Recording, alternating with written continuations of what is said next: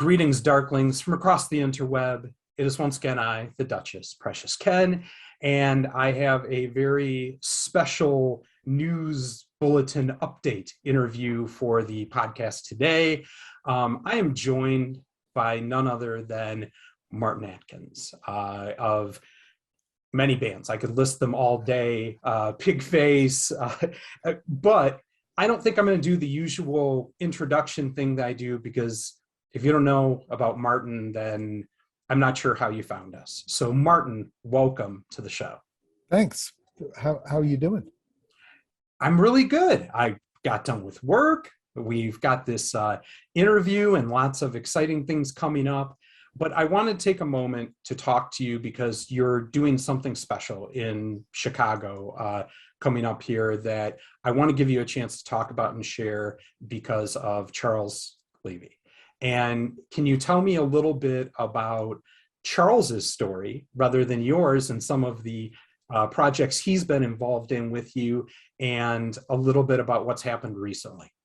Well, but way before me, I spent some time with him yesterday, which is just delightful, even under the circumstances.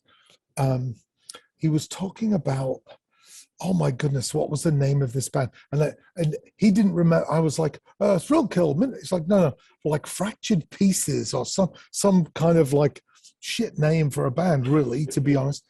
And it's like, they played for, he's like, yeah, I met Andy Warhol and I shook his hand. I'm like, holy crap, man. And he said it was the first and only time his mother had seen him play. And I assume that was in New York, and then of course, he was around as a crew person. You end up finding out that so many of us are kind of connected loosely through Jolly Roger, who runs the crew at the Aragon, who saw PIL play in 1980, right? I mean, Jolly Roger goes back with all of us. And so, of course, he was out with Thrill Kill Cult. He came out with Pigface. He's played with Final Cut. Was he in Halo Black with Bryan Black? I think he was. Of course, Project 44. And for so many years, was the bass player with Pigface. And I remember one birthday, like, what am I going to do on my birthday? This is back when I still cared what I did on my birthday. I was past the just getting crazily drunk and effed up phase. And I called Charles. I'm like, hey, it's my birthday tomorrow. I can't think of anything I'd rather do than just jam with you. And I need to find that was recorded on Steve Albini's 8-track tape machine. I need to find that tape and sit with him and listen to that. So he's been part of the Chicago scene since before there was a scene. And, I think one of the things about the people that I like to play with, they are their instrument and their instrument is them, right? So for me, Pigface is this kind of, networking is the wrong word, coffee club, book club, right? Where we're all shy or we're all strange and weird, but we meet and we interact through this thing called Pigface. And so the best of those people are the ones that have fully expressed themselves through their music. So anybody listening to this or anybody who's listened to Charles's music knows that he is that cool bass. He's this thing that holds everything together. He's, just like a drummer and a bass player, he's not the lead guitarist elbowing people out the way. Not that I know any of those, but looking for the limelight. He's just there, very smartly, very classically laying down some ridiculous grooves. Yeah. And I love him. I started to, the first 2 weeks he was in hospital, which is last October. I'm like, he's my bass player, blah, blah, blah. I was just telling everybody in the hospital, you better take care of this guy, Yeah. And then I'm like, well, he's not my bass player. I'm his drummer. So then I would just start telling people, I'm his drummer. And they're like, what are you talking about? It's fucking Charles Levi. Are you kidding me? We set up a, sorry if I'm rambling. You can ramble anytime, sir. Thanks. We set up a phone line because people started to call me, and I just knew this is going to be a 24/7 nightmare of people. Could you put the phone by? I'm not there at the hospital. I'm driving. Could you? Well, the next time you're there, would you call me? I'm like, oh God, okay. And I did that for a few people. Put the phone on his pillow before he was conscious, and then once we set up we call it the Levi Love Line. Once we set that up, hundreds of phone calls coming in, and that was very helpful for me because, you're sitting there in the hospital. Sometimes I'd hold his hand, and but then I get to play him these messages. I'm thinking, well, this is going to be really uplifting, right? But then it became slightly voyeuristic because like were inside of kind of these intimate shared moments of people wanting to express their feelings, and not intentionally. Right. I had to, if I'm going to play him these messages, I'm like, and it was there was quite a bit of like, Charles, it's such and such, it's Stephanie, like whatever. And I'm like, oh my goodness, this is hilarious. And then after we got a couple of hundred calls in, the nurses would say, he can hear you, you never know. I'd be like, Charles, you got to cut, man, because we're selling every one of these people like a double Charles Levi album retrospective. You've got to hang around, mate. And then who was the people who did Unbelievable? The KLF or EMF? EMF did Unbelievable. EMF. Yeah. So I'm just going through these messages like, all right, Charles, you split Steve from EMF, fucking hell, blah, blah, blah. And I'm like, oh my God. And so then the nurses are like, what's going on in here? I'm like, it's EMF. They've called from Manchester. And they're like, why have they done that? I'm like, this is Charles Levi. So between that, the theater of that, and probably 50 bags of coffee from Dark Matter, I call them up. I'm like, we're going over there. And could you give us a few bags to take for the nurses? And they'd give me they were just so nice. And then, I saw that day. It's so easy to be a hero with the nursing staff. You just give them coffee, and so we kind of got through it. And so for anybody who doesn't know what happened, I mean, Charles had an infection in his leg, was treated, and let out. Actually came down to my house and sat in my garden with my kids, which was a really great afternoon. And then like a week after that, we collapsed and had sepsis throughout his body. He was non-responsive, which was really frightening. And I mean, we didn't think he was going to see the end of the week, Sure. And And, I remember following along and, on Facebook and on Sounds and Shadows and kind of sharing the impact of, I never met Charles. I've seen him play, but I didn't know him personally. And just watching the level of impact he had on so many people's lives, like you said, because aside from being an amazing musician, he seemed to just be one of those shining bright lights that you couldn't meet him and not be affected by that energy. And he was that kind of, like you said, glue guy for so many artists that maybe didn't have the ability to express themselves and communicate and be chill the way that he was. And he was that for so many brilliant artists, bringing them together. So the outpouring of love when he kind of woke up, I remember, and the report came out for me that Doing Better was insane. Like people went nuts that day. Yeah. I mean, once he was conscious, somebody would call and I'd be like, this is ridiculous. Somebody would call and say, 23 years ago in Pittsburgh, we shared a salad.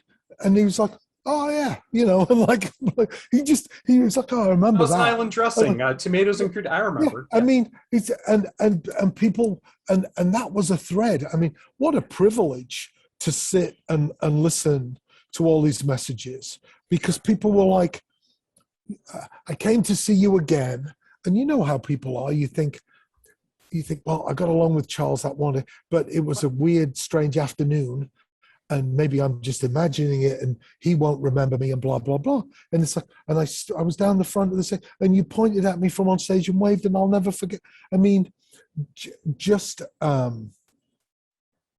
what a authentic, Yeah. genuine person, you know, and yeah, So yeah, this was amazing, and the story is having a more uplifting ending, and things are going better, but they're going along that obviously with having a serious illness like that, a hospital stay, being in there's a huge cost that comes with that. So another yeah, part of what you're doing is kind of giving people that love Charles and his music and how much it meant to them a chance to help out with that and be involved. And so you're putting something together. Can you tell us a little bit about the event, when, where it is, and who's going to be involved? right. Well, so I mean, credit where credit's due. Chris Harris has put this together. Mm-hmm. You know, we had we were going to do a pig face benefit in February, which just I think the moment I said, this is going to be the easiest pig face show we've ever put together. And I knew when I said those words out loud, I'm like, oh my goodness, just waiting for a piano to fall on my head, you know. And sure enough, immigration problems, work permits, and then COVID comes back, and I'm like, oh my goodness. So we postponed that, and Chris Harris put this event together. It's at the Metro in Chicago on Friday. And I don't know a lot about it, except to say Stabbing Westward are headlining. I know Bryan Black from Halo Black, and Bryan Black, he's very well established in his own now. He's coming in from New York, and I get along great with Bryan. So last time I saw him was at Killing Joke in New York City 3 years ago.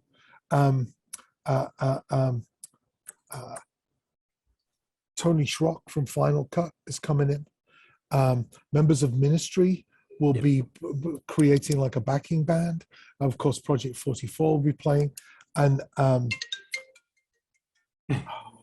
sorry, like I believe I saw Combichrist too was another one. Combichrist. And I was going to do something with Connelly, but I don't know what's going on with Chris. So, and I don't question anybody these days. If someone's like, I'm not like, okay. So I'm just going to tell some stories for 15 minutes, and I'm going to take some Charles Levi dolls over there. And I know I also saw Alexis and other artists were doing things that will be for an auction. So she had some special lampshades of some of the lampshades that she does. Oh, really? Yeah. Okay. Yeah. Yeah. You know, I did see that. I know Thrill Kill Cult donated just a wonderful range of stuff. And then, of course, I'll be taking some things from the museum. I might be making available, like, I'll announce this from the stage on Friday, that like if someone's coming from out of town, come and stop by the museum and have a glass of whiskey. We've still got the little shrine to Charles set up in the corner. Yeah. So I'll host people at the museum on Saturday afternoon probably, and throw in some pig face vinyl, stuff like that, and try and make a difference in a very difficult situation. Right. But I think the biggest thing is this is an incredible event happening on Friday, the 15th. And it's just a lot of people coming together that love Charles, loved his music, care about Chicago industrial. And if you have the ability to come in from out of town, whether you're in Chicago, this is a chance to be a part of something special, where if you care about Chicago industrial music, the people who made that and put it on the map are here expressing their love and their energy for someone who was important to them, and you would get a chance to go witness that and be a part of it. And I think that's really exciting for anybody who's a fan of industrial music. So I'm so excited that you got a chance to talk to us about that. Martin, do you have any other parting shots or stories that you'd like to share with us? I'm going to tell a couple of stories on Friday, but I do want to mention this. Like this whole experience, and it's been months. It's been months. You get to see people who so wanted Charles to know how much he meant. Yeah. And it was just this, it was almost a tragedy.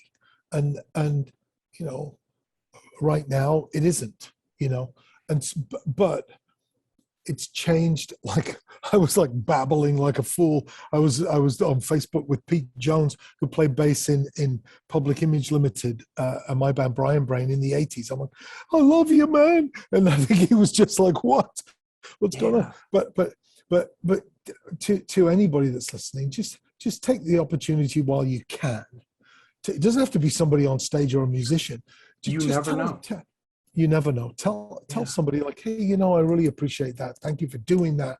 I love you, you know, and let people know, because I will tell you, if I can tell you a little story. Yeah. We have these solid silver pig face rings that Paul Ferguson, the drummer from Killing Joke, makes them. And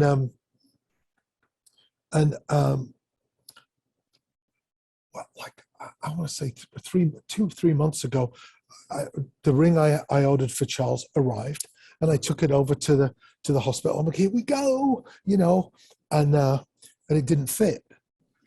And Paul Ferguson got a little bit pissy with me. I mean, I love Paul, but he got a little bit pissy. He's like, you know, you should have taken more care, like getting the size. And I'm like, you know, you're right. I'm an idiot. I'm like, hold on a minute. I didn't take care getting the size because I was going to put this in his coffin with him. Jesus. You know, and suddenly you just have this kind of like, the gong is struck, like, holy shit, you know. And that's why. So I'm like, well, I'm sorry, Paul. I wasn't thinking about it at that moment because I had some other shit going on. Yeah. But it's like, wow, that, you know, to remember that that's what you were thinking, you know, it was kind of, you know, another reminder, you know, another reminder. Yeah. So I know it's changed how everybody in Pigface is with each other.